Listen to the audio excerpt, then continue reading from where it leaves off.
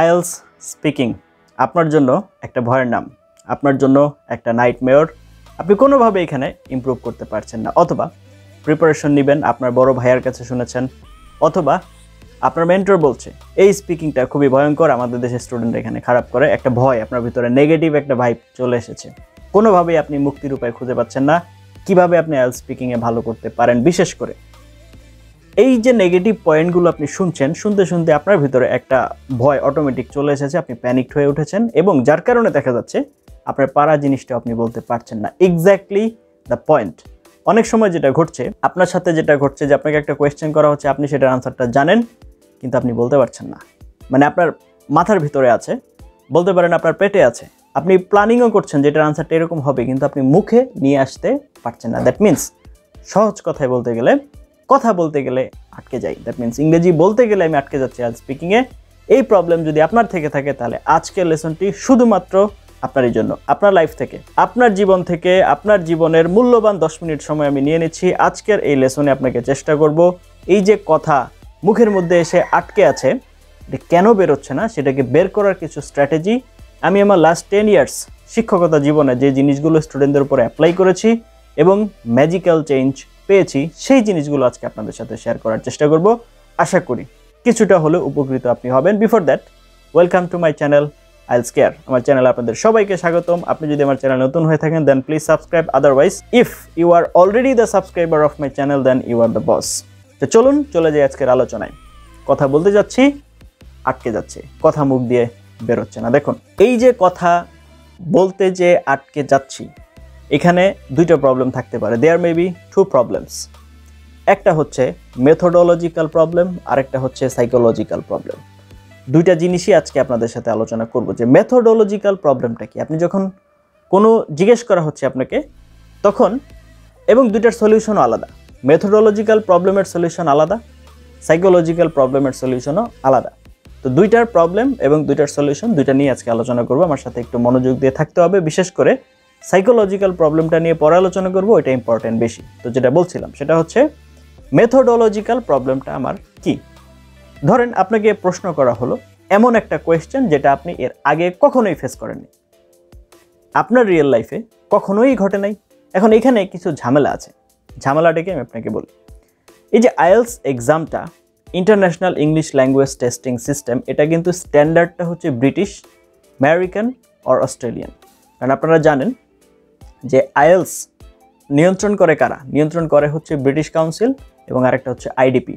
British council UK ভিত্তিক প্রতিষ্ঠান এবং আইডিপি হচ্ছে অস্ট্রেলিয়া ভিত্তিক প্রতিষ্ঠান। তারা এই জিনিসটাকে নিয়ন্ত্রণ করে। এখানে যে কোয়েশ্চেনগুলো হয় এগুলো তাদের রিয়েল লাইফের যে কালচার, তারা যে জিনিসগুলো এভরিডে লাইফে ফেস করে, ভালো করে বোঝার চেষ্টা করেন পয়েন্টগুলো আমি কি বলছি। তারা তাদের লাইফে যে জিনিসগুলো ফেস করে সেগুলো, সেই কোয়েশ্চেনগুলো আমাদেরকে করে।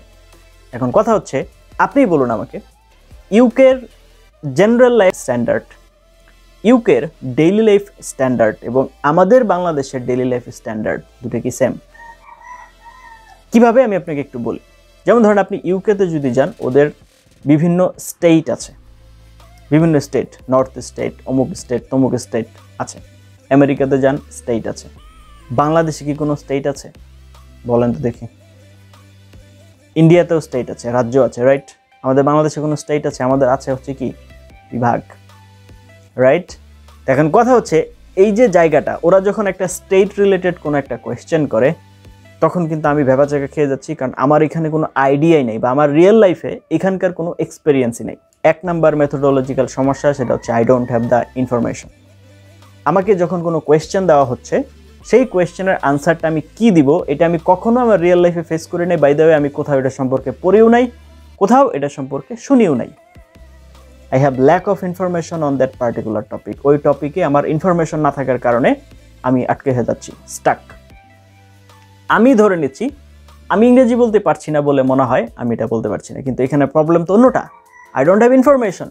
তাহলে মেথডের জায়গাতে, এই জায়গাতে আপনাকে আগে টাচ আপ করতে হবে যে আপনার প্রত্যেকটা ঘটনা সম্পর্কে যেন ইন এভরিডে লাইফে আমরা যে বিষয়গুলো ফেস করি সেগুলো সম্পর্কে একটা জেনারেল আইডিয়া ডেভেলপ হয়।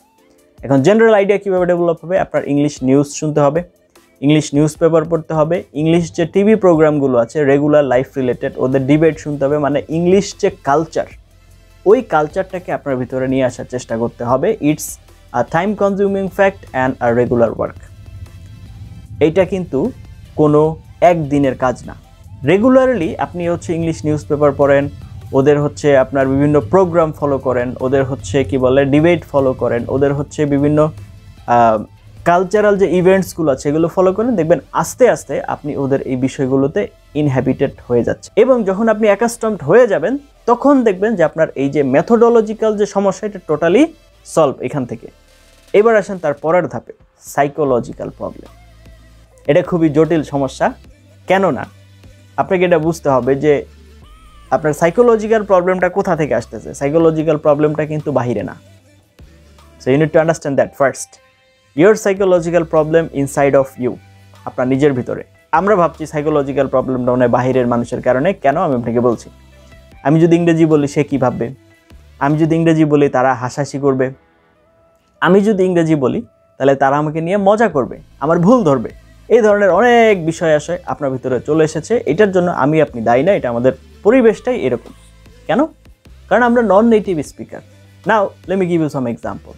আপনাকে আমি একটু বলি, শুনেন। এটা শুধুমাত্র আমাদের বাংলাদেশের প্রেক্ষাপট না। আপনি নন নেটিভ যারা, মানে ইংরেজি যাদের মাতৃভাষা না, পৃথিবীর যে কোনো কান্ট্রিতে চলে যান, সেখানে যখন কেউ শেখার চেষ্টা করে সব জায়গাতে তাদেরকে সেম প্রবলেম ফেস করতে হয়। আপনি চায়নাতে যান, আপনি জাপানে যান, আপনি পার্শ্ববর্তী দেশ ইন্ডিয়াতে যান, আপনি হচ্ছে ইউরোপের কোনো কান্ট্রিতে যান, ওইখানে যখন মানে যাদের মাতৃভাষা ইংরেজি না, ইংরেজি যখন শিখতে যায় তখন তাদের সেম আপনি যে প্রবলেমটা ফেস করছি তারাও সেম প্রবলেম ফেস করছে, তাদেরকে নিয়ে মক করা হচ্ছে।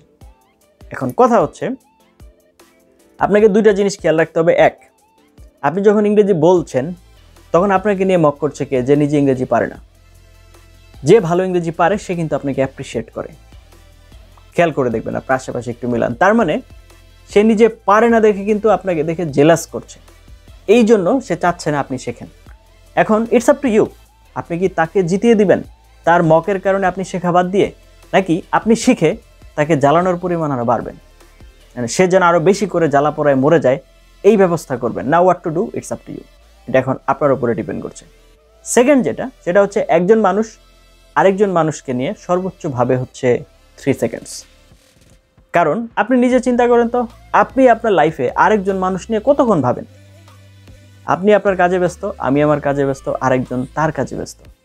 আরেকজনকে নিয়ে ভাবার অ্যাকচুয়ালি সময় কিন্তু আমাদের কাছে নাই। ওই 3 সেকেন্ডের ভয়ে আপনি আপনার লাইফের 30 বছরের সাধনা, আপনার হচ্ছে পরবর্তী 60 বছর 70 বছর কি করবেন, এটা একজন মানুষের 3 সেকেন্ডের চিন্তার জন্য তো আপনি পরিবর্তন করতে পারেন না, বা আপনি আপনার প্রোগ্রেসকে আটকে রাখতে পারেন না। থিঙ্ক অ্যাবাউট ইট, এই বিষয়টা একটু চিন্তা করবেন। তো এখন একটা বিষয় হচ্ছে, সেকেন্ড ল্যাঙ্গুয়েজ যখন আমরা বলবো, English is a second language for us. We will do mistake, it's obvious. আমরা ভুল করব, এটা অবশ্যম্ভাবী, it's inevitable, we can't avoid. আমরা অ্যাভয়েড করতে পারবো না। তবে যদি আপনি রেগুলার বলতে থাকেন একটা পর্যায়ে যেয়ে ঠিক হয়ে যাবে। এখন সাইকোলজিক্যাল এই জায়গাটাতে আপনি আরেকটু বুস্ট আপনি আনতে পারেন এইভাবে। সেটা হচ্ছে, আমি ছোটবেলায় আমার একটা নিজস্ব টিপস শেয়ার করি। আমি কি করতাম, আমি যখন স্পোকেন ইংলিশ প্রথম চেষ্টা করা শুরু করি, তখন আমার এবং আরেকজন ফ্রেন্ড আমরা একটা ফানি রুলস বানিয়েছিলাম। ফানি রুলসটা কি ছিল জানেন? ফানি রুলসটা হচ্ছে, আমরা চেষ্টা করতাম, মানে আমরা যখন 3 জন একসাথে হতাম, আমাদের রুলস ছিল এটা যে সঠিক ইংরেজি বলা যাবে না। যে যত বেশি ভুল বলবে সে হচ্ছে উইনার।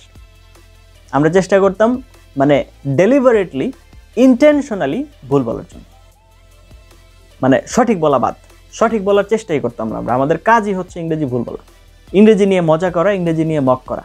মানে আমরা নিজেদের মধ্যে আমরা ইংরেজি ভুল বলবো, ভুল প্রোনাউন্সিয়েশন করব, ভুল উচ্চারণ করব, কিন্তু এটা করতে যেয়ে দেখা গেছে আমরা ভুল উচ্চারণ করতে পারি না এবং ভুল হচ্ছে না আমাদের, কারণ আমরা চাচ্ছি ভুল করতে কিন্তু ভুল হচ্ছে না। তাই যদিও আপনাদের কাছে ফানি মনে হতে পারে, কিন্তু আমাদের রিয়েল লাইফে আমরা এখন 3 জনই আল্লাহর রহমতে ইংরেজিতে যথেষ্ট পরিমাণ ফ্লুয়েন্ট। বলবো না যে আমরা অনেক শিখে ফেলছি, আমরা সব জানতা শমশের হয়ে গেছি, কিন্তু বিষয়টা এরকম না। অল্প কিছু আপনাদের দোয়া এবং আল্লাহর রহমতে কিছু শিখতে পেরেছি, তাই আপনাদের সাথে শেয়ার করি যেন আপনাদেরও কিছুটা হলেও উপকার হয়। তো আপনার খেয়াল রাখতে হবে যে আপনি যখন মানসিকভাবে প্রস্তুতি নিয়ে নেবেন যে আমার ইংরেজি বলতে হবে, আপনার 50% কাজ কমপ্লিট, পরে আপনি কাজে নেমে পড়েন। কারণ হচ্ছে পুকুরের পাড়ে দাঁড়িয়ে পুকুরের গভীরতা মাপার চেষ্টা করা বোকামি ছাড়ার কিছু না। পুকুরের পাড়ে মানে পুকুরের পানির গভীরতা মাপার জন্য আপনার আগে পুকুরের পানিতে নামতে হবে। অথবা ইংরেজি বলাটা ব্যাপারটা অনেকটা এরকম, শীতের দিনে গোসল করার মতো। পানির দিকে যত তাকিয়ে থাকবেন তত বেশি ঠান্ডা লাগতে থাকবে। যখন আপনি পানি একবার ঢেলে ফেলবেন শরীরে, তখন মনে হবে পানিতে একবার ঢেলেই ফেলছি, এবার বলা শুরু করি। ঠিক তেমনি একবার শুরু করার পর আর আপনাকে পিছনে ফিরে তাকাতে হবে না। তো আশা করি আপনাকে দুইটা প্রবলেম দেখিয়ে দেওয়ার চেষ্টা করেছি। একটা হচ্ছে মেথোডোলজিক্যাল প্রবলেমটা কি, আরেকটা হচ্ছে সাইকোলজিক্যাল প্রবলেমটা কি। এই দুইটা প্রবলেম কীভাবে সলভ হবে দুইটি আপনাদেরকে বলার চেষ্টা করেছি। আপনারা একটু কাইন্ডলি এই বিষয়গুলো মাথায় রাখবেন। এবং আপনার যদি মক টেস্ট দেওয়ার প্রয়োজন পড়ে, আপনি যদি ভাবেন যে আমি আইএলস মক টেস্ট দিতে চাচ্ছি, আমার নিজেকে একটু যাচাই করতে চাচ্ছি, বিশেষ করে স্পিকিং এবং রাইটিংয়ের লাইন বাই লাইন অ্যাসেসমেন্ট চাচ্ছি, তাহলে you guys can contact with me. I contact professional mock test. তো আপনাদের আমি মক টেস্ট নিয়ে আপনাদের কী অবস্থা, কোথায় কী প্রবলেম আছে না আছে এগুলো যাচাই বাছাই করে দেবো ইনশাল্লাহ। এতক্ষণ পর্যন্ত সাথে ছিলেন তার জন্য অনেক এবং অনেক ধন্যবাদ। Let's meet you some other video. Till then have a nice time. আসসালামু আলাইকুম।